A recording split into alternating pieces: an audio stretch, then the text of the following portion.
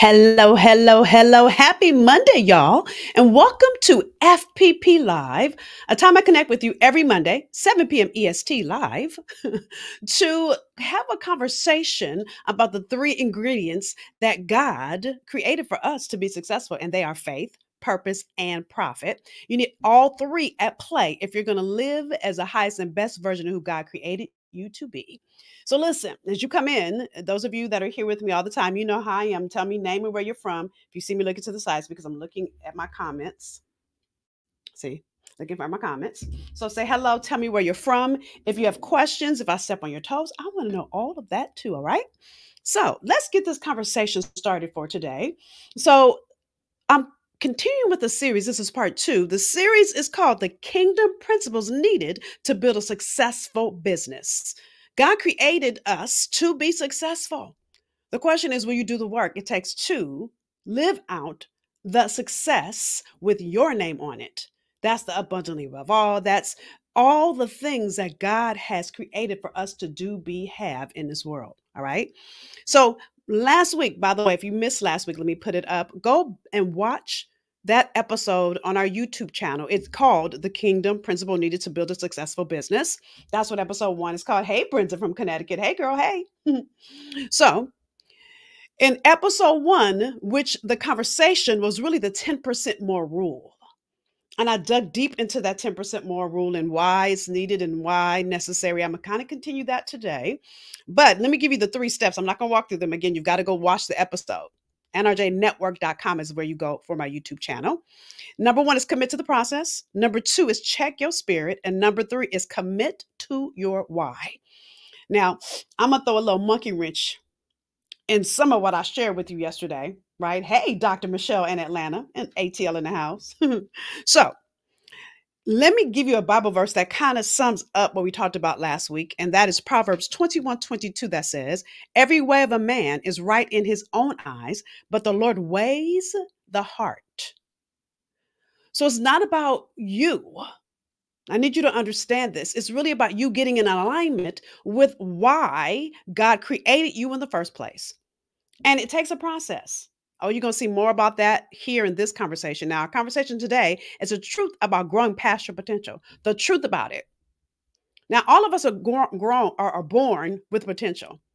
Now, let me share with you a definition that I found, and I don't remember where I found this. I've had this definition for a while, so whoever I'm quoting, I'm telling now I didn't write this.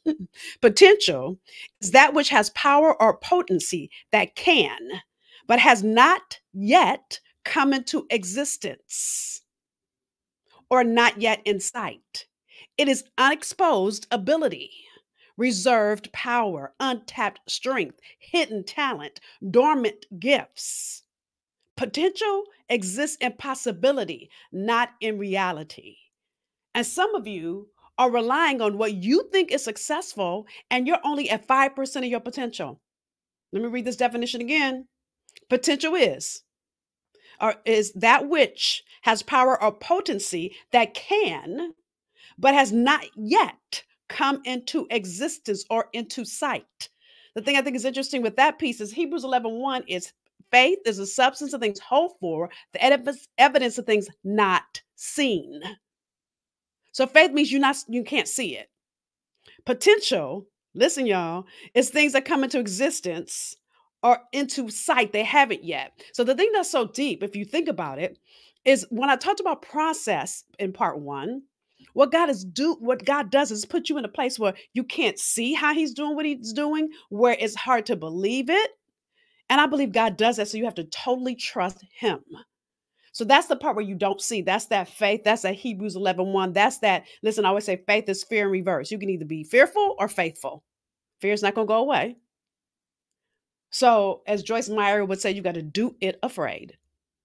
There's a book by that title. It's a good book, by the way, Do It Afraid, one of my favorites. Okay. So I want you to understand your potential is a seed that got planted inside of you at birth. What you do with your seed, now, first of all, it's not even your seed. Come on, somebody. Now, I'm going to give credit. I heard a sermon yesterday, and he broke it down that seed is not even, your purpose is not yours. It's God's purpose. That seed God planted in you is not yours. It's God's seed. He chose for you to be the farmer of that seed. He chose to give you that potential. What you do with it is all up to you. That's good, right? So let me read a Bible verse here.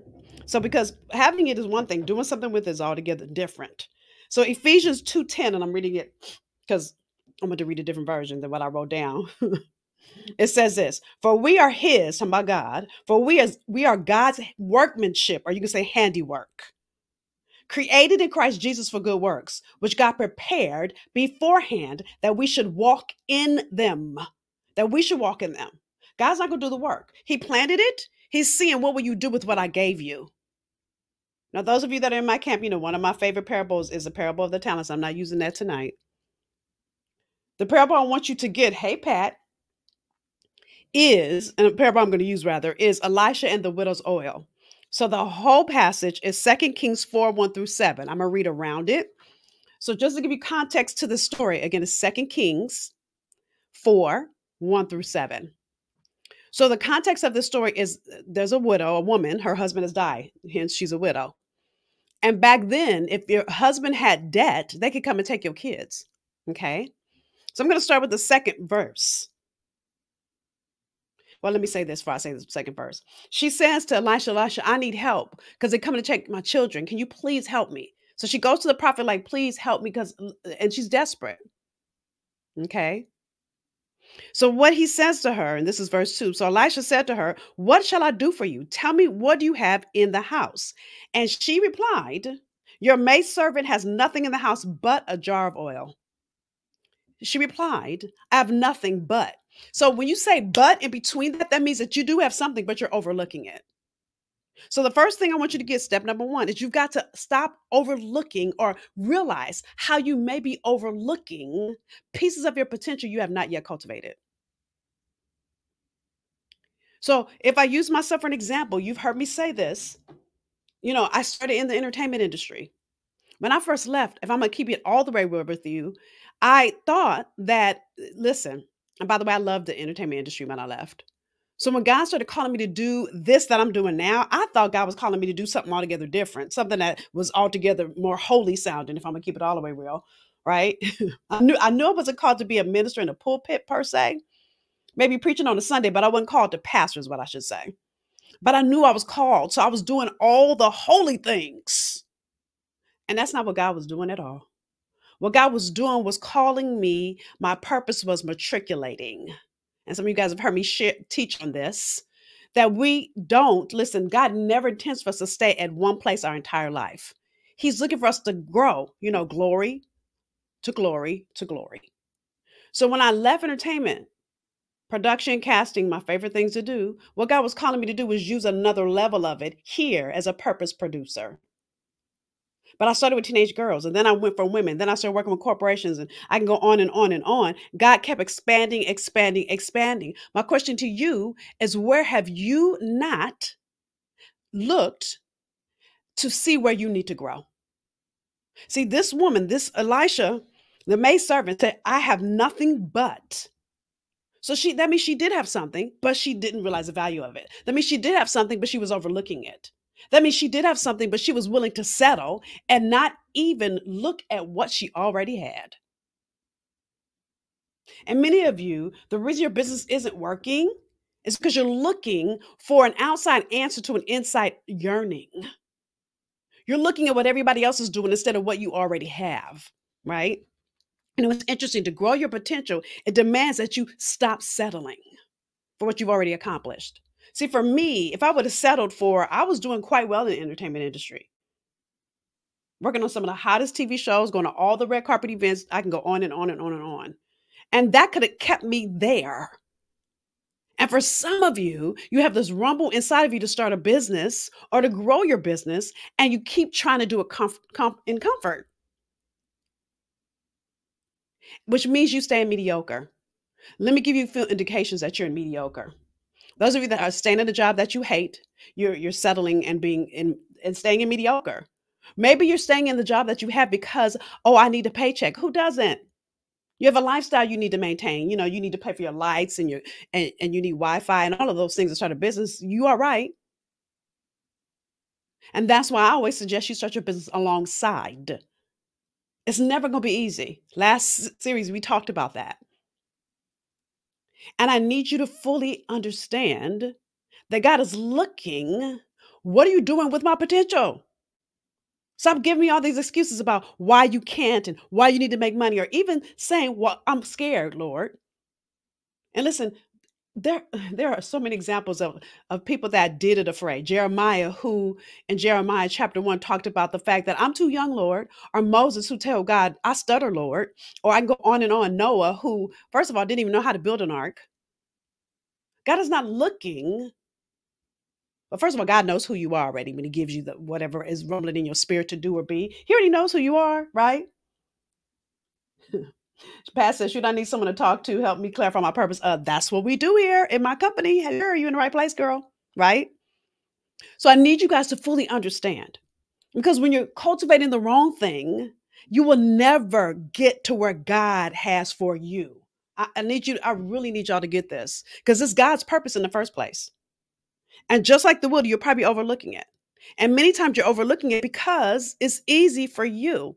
You know, the thing I think is interesting is there's a passage in Jesus' story. Now, I'm not going to read the whole passage. The whole passage is Luke 2, verse 2. Excuse me, chapter 2, verses 40 through 52, if you want to read the whole passage. Again, it's Luke 2, verses 40 through 52.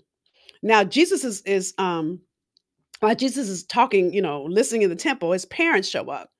Now they've been looking for him everywhere. I believe it was like 3 days. When you read the whole passage, you'll see that. Well, it is 3 days. It says it here. So listen, here's what she says in Luke 24:48. This is Mary saying, Son, why have you treated us this way? Listen, your father and I have been sick with worry for the last 3 days, wondering where you are, looking everywhere for you. You know what Jesus said? This is what Jesus said back to her. Why did you need to look for me? Didn't you know that I must be working for my father? Some versions say, didn't you know I'd be about my father's business? See, your cultivation of your seed is God's business. It's time for you to be about it. The thing I think is so interesting is there are so much time that happens that we don't hear about in the Bible. We see Jesus' birth, and then we see him pretty much in the temple. His mom is looking for him, and then we start to see him as a grown man. There's years that we see absolutely nothing of Jesus's growth. Why do you think that is? Because God wants you to understand you've got to choose to cultivate it. There'll be times that you've got to do it in what I call see nothing days. That's that blind faith. Faith is the substance of things hoped for, evidence of things not seen, y'all. So Jesus predominantly in the Bible, there's a whole lot of time that we don't even hear about. And he was in the process, by the way. I talked about the process last episode. Okay. Proverbs 11:24 says this. Oh, no, let me not read that. So listen, let me go back into so number one, you've got to be willing to cultivate it. It's beyond where you are. So going back into Elisha and the widow story, now we're in verse 3. So again, this is 2 Kings chapter 4. Now we're in verse 3. This is what he says. Then he said, go borrow vessels from everywhere, from all your neighbors, empty vessels. Do not gather just a few. And when you have come in, you shall shut the door behind you and your sons, and then pour it into all those vessels and set aside the full ones. So she went from him and shut the door. And shut the door behind her and her sons, who brought the vessels to her, and she poured it out. Now it came to pass, when the vessels were full, that she said to her son, bring me another vessel. Okay. Now I'm going to stop there for a minute. Now, there's first thing I want you to get is you've got to be coachable. The thing I love about her story is, look, if she only had a little bit of oil and the prophet said, hey, why won't you take that little bit of oil and I want you to get as many vessels as you can get? I'm sure she probably was thinking to herself, vessels? How am I going to do that? But instead of her trying to be in her how, which is where many of us get stuck. See, when God is going to do abundantly above all you can ask or think, it's beyond how you could even fathom to do it. And many of you, the reason your business hasn't taken off, the reason you stay stagnant, mediocre, settling for good enough is because you can't see how. Instead of you relying on God's strength. Instead of trusting the seed that God placed in you in the first place. Instead of getting clear and being uncompromising about what you have been called and created to do. So in this moment, what the widow is showing you is that she's coachable. Mhm. There's a Bible verse in Luke 2:40 that says, "There Jesus grew up." Now, hear me, y'all. There Jesus grew up, maturing in physical strength and increasing in wisdom, and the grace of God rested on him. And then it goes on in verse 52 that says, "And Jesus kept on growing in wisdom and physical stature, in favor with God and in favor with others." The thing I think is interesting is when you look at this, I must read it again.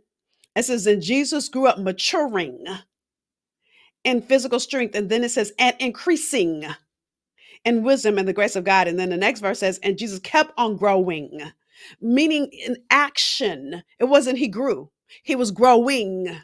Means that you got to continue to stay in the process. You guys get this? So has she stopped? Think about, well, if I get all these jars together, how much? She was ing, and y'all. My question to you is, where are you in the ing of your purpose, of your brilliance? What are you doing and being in order to grow the thing that God has placed inside of you? And it's not grow once, it's growing. Listen, a farmer doesn't one time a year just put the crops down and water the crops one time. No, it's ongoing. So you've got to really understand that it's not a one-time thing. It's an all-time ongoing thing to grow your purpose, to grow your business, to do the thing that God has purposed you to do. Okay. So again, number one is you've got to cultivate it. You've got to do what it takes to be willing to grow God's purpose, not your purpose, is God's. And second thing you've got to do is you've got to be coachable, and you've got to be committed to growing, ongoing. The third thing is I want you to get what Elisha was really doing with the widow was he was giving her strategy. Many of you, the reason, this is number three, you've got to have strategy.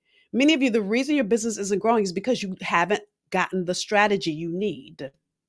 See, God is always looking for how you will return an investment to him. Talked about this last week. For God so loved the world, he gave. He gave to us first. He's looking for how will you return what he's given to you. And so oftentimes you don't have the methodology you need. Okay. So let me read the rest of the story. So listen, I stopped at, I think it was verse 5. Okay. No, I stopped at 6. So again, what she's doing is filling the vessels. Okay. She's filling all the empty vessels. So starting at 7, then she came and told the man of God, talking about Elisha, and he said, "Go sell the oil and pay your debt, and you and your sons live on the rest." So because she got clear on what she was overlooking, because she was coachable and she did just as her coach Elisha instructed, he said, "Okay, now you have everything you need to live for the rest of your life." Many of you haven't gotten what I call a brilliance blueprint. So therefore, nothing you do is working. You've tried and tried and tried to build your business, or you haven't tried because you can't see it, right? hmm Pat, that's a good question. That's a coaching question, right? So that's a whole, I got to unpack that. That's a whole thing to unpack. So here's what she asked. Let me put it up here so you guys can see it. Are there signs of what your purpose should be? If so, how would we know the signs? Lord knows I need help for real. Listen, what I'm going to suggest to you is hang tight because I got something special I'm working on to bring to you. But I need you to get this. Yes, there are signs, but God's not a cookie cutter. So if I give you a cookie cutter way to find it, everybody's different. Everybody's life journey is different. Everybody's DNA, distinct natural ability, is different. So yes, there are signs. There are signs every day in the things that you're good at, and the things that people are asking you about, and the way that you are designed, and the way that you naturally have a propensity for some things. And so there's a process to understand that as well. Those pieces I just gave you are the beginnings of understanding it. And I call this your brilliant zone. Your brilliant zone is the one place that God has created you to dwell in. Until you understand that zone of genius, that zone of your brilliance, you will stay in mediocre. And I'm not just saying this for Pat. Pat was bold enough to ask, right? Some of you, the reason you sit still is because you haven't asked, because you're not doing the work, because you sit in good enough. And I'm gonna tell you, if I'm honest with you, and I think I said this last week, so many coaches I see out there will tell you you can make 20K in 20 days. And I'm not trying to get you know quick, fast. Listen, I don't do booty call transformation. Come on, somebody. I'm a long-term relationship kind of girl, right?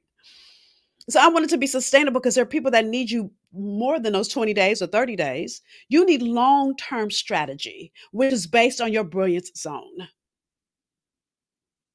And so that clarity is so key. I walked you through some of that in the Purpose to Profit Masterclass that we just did about a month ago. Okay. So I need you guys to get this. Look at Luke 2, 46 to 47. It says this. After 3 days of separation, they finally found him. Now, I just read this, I read it in a different version. Sitting among a group of religious teachers in the temple, asking them questions, listening to their answers. Everyone was surprised and impressed that a 12-year-old boy could have such deep understanding and could answer questions with such wisdom.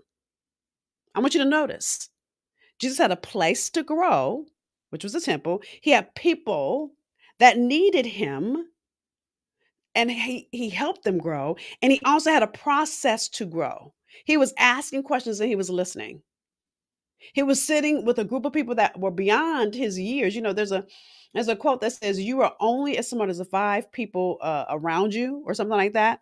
And then there's another quote that says, "You can you always want to have people that are smarter than you around you." Why do you think that is? And we're going to dig deeper into that.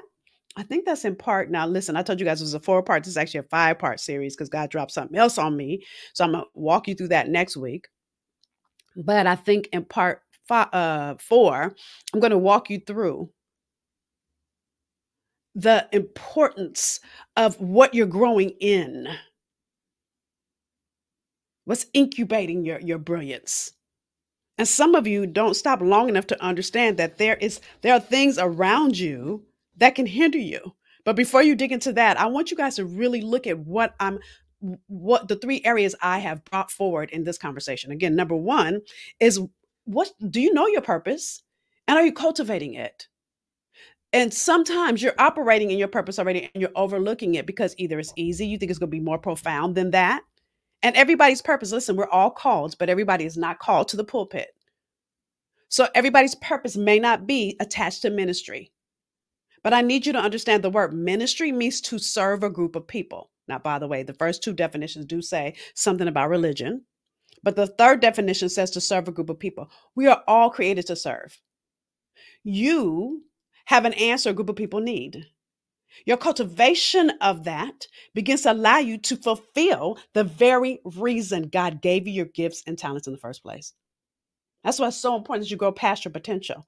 Listen, if the widow never asked Elisha, listen, I need help.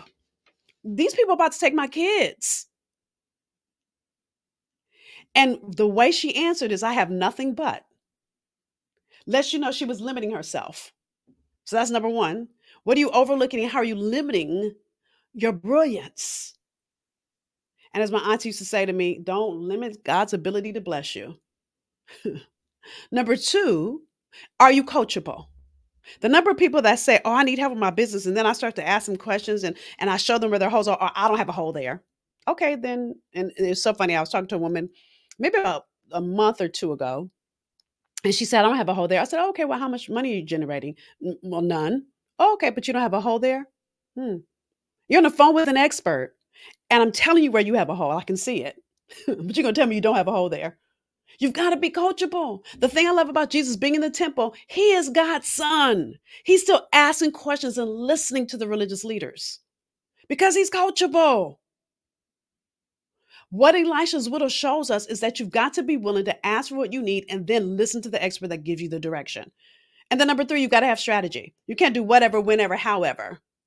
Listen, the strategy that worked for me may not work for Oprah. Matter of fact, it doesn't. And Oprah's strategy is not going to work for me. I need you to understand everybody's DNA is different.